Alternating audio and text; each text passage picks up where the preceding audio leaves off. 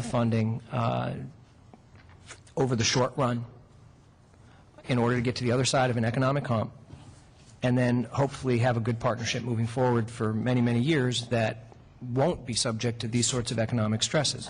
So I just want to make it very, very clear that we're not talking about breaking a contract. As far as marketing goes, so I think I would appreciate a staff assessment as to whether or not there are duplicated services. Most of the services are not duplicated. The tourism program explicitly does not market within, what is it, Becky, 50 miles of the city? In other words, you're not trying to get local folks to do local things. You're looking for getting outside people to come. So I know that marketing looks at a different target audience in many cases as tourism. It may not always be true, and in which case looking at how we can eliminate duplications is a good idea. But our marketing department does a tremendous amount for the city in terms of press releases and scheduling of meetings, et cetera, that that has nothing to do with tourism, and I think is just, it's a completely different animal. So those, I mean, if there are duplicates, we should talk about that. But my guess is that you wouldn't want to take over the entire marketing department of the city. I mean, maybe you would. Maybe we need to see a proposal, but. As far as the answer to your question for our marketing reach, up until this last year, that was true. We concentrated solely on bringing people in. But at the request of the city last year, we did set aside $100,000 to do local marketing with. So that is a component of this year's program. Excellent. So if there are places where we duplicate, we should talk about that. But I see Rex coming to the microphone. Dr. Gillette, the term investment is used in a myriad of ways. One of the reasons that we hired a firm to do research on our return on investment of the Lynchburg tourism program was to objectively quantify what kind of return of investment that it actually produces for Lynchburg. The data shows, and let's just deal with common sense on this, if you make a cut, because we had overhead that has remained constant since the period that you've been giving us stepped-up increases according to the contract. That any cuts to the budget are going to come from the marketing budget. Right. That has an 11.2 return on investment. Okay. To use one of the first numbers thrown out, and we can scale it back to whatever number is appropriate, a $500,000 reduction to the marketing budget would create a $5.6 million hit to the local economy. More importantly, for every dollar that you cut the tourism budget, there's going to be more than a dollar cut from your revenue. So it is an investment from the standpoint that it's producing a positive return on investment and that you earn a profit from what you invest in the tourism program. I appreciate that. I think I would make two responses. First of all, I'm not sure that the data actually is as objective as you suggest. You take credit for a total number of heads and beds, and what we really need to know is an incremental number of heads and beds based specifically on your marketing, which is almost impossible to measure. So I think it's going to be difficult to have a clear one-to-one ROI that we can know is 100% objective. There are a lot of assumptions that get used. There are multiplier effects that you take from national averages and from marketing trade groups, et cetera. And I understand that you can't have 100%. I'm not criticizing you for not having objective value, but I think you'd probably be overstating the case if you were to say that it has been proven objectively that for every dollar we cut out of the tourism program, we are going to lose more than a dollar in our general fund. I think that would be a very difficult thing for you to prove. I'd like to hear the city manager actually respond to that. So that's my first point. The second point is, even if that's true, that would be a very strong argument for why it's not wise for us to cut the budget. But the question for you is not whether or not it's wise for us to do that. That's for us to decide. The question is, if we were to decide to do that, because in our judgment we felt that it is wise, which I'm not suggesting we have already concluded that, but if we were to do that and you disagreed, you said, Mike, I think you're making a big mistake. And I say, thank you, I understand you think I'm making a mistake, but this is the judgment I've made and I think we want to talk about this. Are you willing to have a conversation about reducing the dollar figures in that contract, because it would have to be done voluntarily, even though Scott Garrett and I argued about this back when the contract was in place. And in fact, I went back and looked at the film. It's one of the times when Scott and I were making very similar arguments, and Scott explicitly says on film, now what if we hit tough economic times and we realize that we just can't afford this?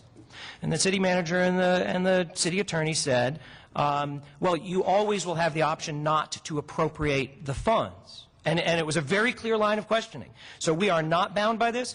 Correct, you are not bound by this. Now, we have found out since then that that's not true, and I don't want to break a contract. I do not want to break a contract. So this would have to be mutually voluntary. So my question is, if I choose to be unwise, but I'm the customer, are you willing to talk with me about what I, as the customer, actually want out of the arrangement? Yes. You are? Okay, thank you. That's the biggest question, because then I agree with the city manager.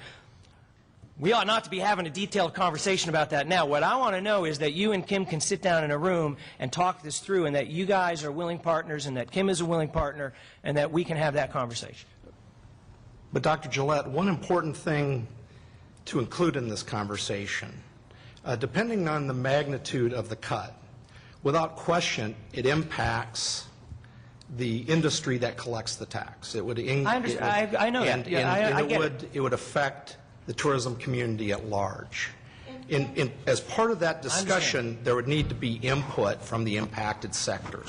That seems fair. I'm going to call time with you two, because we have 3 more council members that want to ask questions, and we are way over. And I told you I was going to be really mean about the time, and I hope you understand. I don't like to be a mean person, but I'm going to be mean. Well, all right, Vice Mayor Johnson, I'm going to go to him next, and I'm going to go to, but if you want to stand, sit or whatever, they may have questions of you.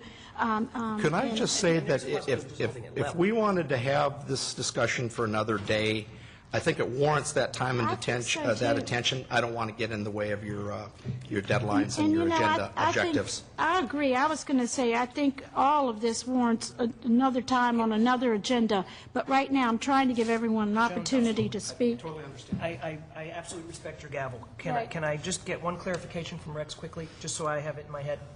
Yeah, one small one. I understand what you're saying about cuts and the impact on our local economy. Got it. I'm quick enough to pick up on that. If you held it level, no increase, you just forego the increase, but you don't take a cut, hold it level, I assume that therefore the income would also be level. Well, level from what would be the question? This year to next year. If we just didn't give you the extra 100,000, but we kept you with what you were getting this year. Actually, I think the amount kicks up. Well, whatever it kicks up. In other words, if you held it level, if you didn't take a cut, you just said we won't take the increase, then I'm assuming the income would also be held level. I guess what we're doing is we're kind of going around in circles here. What we need to first do is to say, do we want to ask them as a majority of council, rather than individual council members, to direct the city manager to say, we want to enter in negotiations to have the chamber and the city break the contract or change the contract. Well, voluntarily amend, I think, can be another term. I think extortion kind of used comes to my mind. Anyway, with that, if we make that motion first, then they can bring that to the city manager, and then the chamber board is actually going to then have to, on their board, decide, do they want to amend the contract, and then it can come back rather than just throwing out numbers. You know, and Mike, I really appreciated your argument about your daughter's eating and whatnot. Councilmember Helgesen, I did not call on you. I believe that. I did not call on you. I'm calling on Vice Mayor Johnson. I will come back to you. But okay. Councilmember Nelson is after that, and then I will be back with you. I thought you wanted to interject a point, not get to the whole nitty-gritty. That was the point. Okay. Vice Mayor Johnson. Thank you, Madam Mayor. I don't want to belong to time with it. I think that there have been some good arguments. I really like the presentation that you all made. I'd like to see a little more diversity in it, though. But one of the things is very, very particular. This contract is coming up in another year, the end of it. At that time, I guess more than anything, we're in a very tight situation, very serious what we're trying to do, especially when we got so many other people on the docket. I think everyone agreed that we are looking at public safety. We just got through with this big heated discussion about education. I don't think nobody's neglecting tourism. Just was wanting to see what the willingness was, and this will be a fight for another day. But there are so many more core things that are here. We realize, I don't think nobody is shunning what you bring to the table. But I think there was just seeing the willingness of it, what everybody's willing to do to get us through this pinch. You know, every now and then you get a pinch, and you have to figure out what you can do with that and who's willing to sacrifice a little bit to get us over this hump so that we can live to fight another day. So that's where I'm at with it. And I yield the floor to Councilman Nelson. Councilmember Nelson. Thank you, Madam Mayor. I had a number of things to say, but I think Councilman Gillette has summed up pretty much what I was going to say and ask. I do regret that the Chamber and Tourism has had to be here today to go through the demonstration to justify their existence and performance. I raised this issue 2 weeks ago, and my only question was whether or not there would be a voluntary concession to address the unexpected circumstances that the city finds itself in at this point, none of which was anticipated when this contract was negotiated years ago by either the city or Chamber or Tourism. We are faced with necessities, but I will cut my comments to the point that I think there will be another day. We'll discuss all of this again, but not today. Okay, Councilmember Helgesen. And then Councilmember Perrow, you haven't had a chance to weigh in. Thank you, Madam Mayor. But, Madam Mayor, did you call on me, or he deferred to me? Well, he referred to you, then I'm going to defer to you. Defer. Thank you, Madam Mayor. You're welcome. I'm concerned about this because what you've explained makes a lot of sense to me. This is the gasoline that fuels our economy. All the local businesses that are dependent upon tourism dollars, we've come out, or we're coming out, of the deepest recession since the Great Depression. I bet you our lodging and our meals tax would have fallen off the cliff had not we had a stable and growing tourism program to help feed the businesses that we have in the area. I'm just very concerned that we're going to cut the fuel off or retard it as it's being fed to our economy locally. We're doing it on the stormwater fee. We're talking about raising taxes. And what else are we going to put on our businesses and how are they going to shoulder that burden? I don't know how many of them would have closed down possibly had not been for this program. Restaurants are a very volatile business, and they thrive on the tourism business. We need to be very, very careful that we don't cripple the business community in Lynchburg by significantly or modifying this contract. So that's just a warning to council. Councilmember Helgesen, do you want to add? Just real- I'm going to go to just real Councilmember quick. Cary afterwards. We had the chair of the Finance Committee, and this morning we saw about another $800,000 worth of meals tax over and above what was budgeted. That's actually about a 10% increase. Those are kind of things that, you know, can we give you all the credit for it? Absolutely not, nor are you even warranting that or expecting that. But what it is, it's the very fact of what we are doing to help promote Lynchburg as a destination.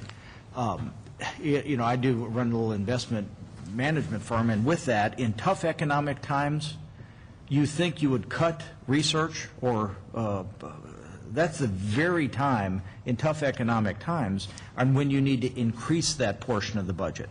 When the economy's going great, well, guess what? It's easy. Anybody can do it in the tough times. And I've noticed the trend with our lodging tax and our meals tax where it has been increasing. You know, again, are we going to put it all on your shoulders and applaud you? No, but we should applaud the work that you've done. We should applaud this contract that has been there. And, you know, if to say, well, this is the only place that we can get resources, it's very troubling, especially when later this afternoon we're going to be looking at the third quarter adjustments with another $5 million that's spent on riverfront beautification. I can't say that people aren't going to be eating. I can't say that kids are going to be starving. Yet when we're spending this kind of money, and then we're going to come to the tourism group who has done what we have contracted them to do. And secondly, I just, if we're going to go down this path, I think we do need to have a formal motion that says council wants to entertain the changing or the amending which I'm not, wouldn't vote for, because I think it sends a bad image for the city. When the city says we agree, and we have a contract of all the hundreds or 50 contracts that we have, to say this is the only one we're looking at amending or changing or breaking, I think that's the wrong direction to go. So, thank you all. Thank you, Councilmember Helgesen. Councilmember Cary. Thank you, Madam Mayor. Rex, thank you, and Becky, thank you, and Greg, there you are, thank you very much. An outstanding program. Tourism, to paraphrase Councilmember Perrow, is indeed the fuel that energizes our economy. And while we are in tough economic times, I don't want to see us lose the momentum we have. And what I would suggest that you all might discuss is simply foregoing the increase for this next year, keep it level right now where it is through the duration of the contract. Just because it's too important. It's too important to Lynchburg. We don't want to cut something that we get. What was it, 11 to 1, 11.2? That's a pretty good return on investment for this whole area, and we need to keep it. Thank you, Madam Mayor. Thank you, Councilmember Cary. Thank you, Rex. Thank you, Becky. Thank you, Mr. Starbucks. And thank you, all those who came out on the tourism and the chamber boards to be with us today. We appreciate it. Thank you. Thank you, Council. Thank you. All right, we are way 25 minutes behind. Let's go to the proposed Humane Society agreement. Mr. Payne. That would be me. Oh, Mrs. Severcek. Mayor, members of council, on February 14th, council asked staff to issue an RFQ for shelter services equal to the current services provided by the Lynchburg Humane Society. That